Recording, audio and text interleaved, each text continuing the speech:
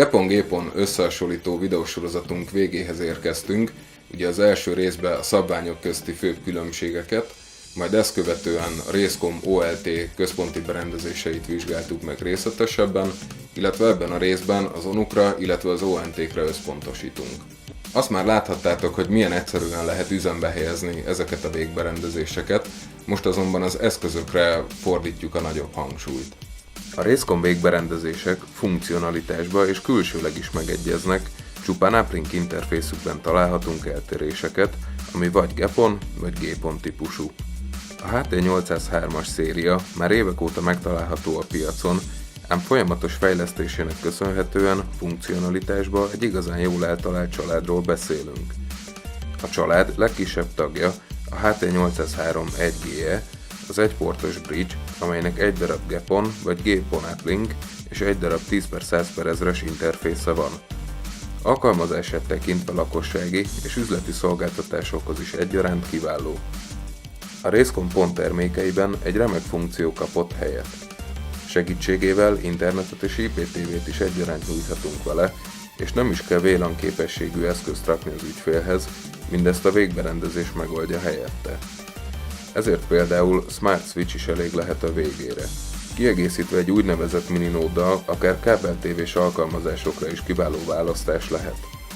Számos hazai és külföldi szolgáltató az egyportos bridge végberendezésre esküszik, amelyet konverterként használnak, és az ügyfélnél egy Triple Play szolgáltatást biztosító Home Gateway-jel kombinálják. Kifejezetten IPTV szolgáltatás mellé ajánlott többportos bridge végberendezés a HT803, amelynek Gepon esetén 1 darab gigabites, 3 darab Fast Ethernet, míg géponos változatában 4 darab gigabites LAN interfészt kapunk. Alkalmazását tekintve egy portot internetre és a maradék 3 portot IPTV szolgáltatásra használhatjuk. Elhagyva a bridge végberendezések világát, áttérünk a Home Gateway jellegű végberendezésekre. Gepon esetén a HT803W-nek 1 darab gigabites és 3 darab Fast Ethernet, Gépon esetén pedig 4 darab gigabites portja van, valamint mindkettőnél beépített Wi-Fi és 2 darab VoIP ATA is rendelkezésünkre áll. Alkalmazását nézve kifejezetten olyan ügyfelekhez javasolt, akik Triple Play szolgáltatást rendelnek.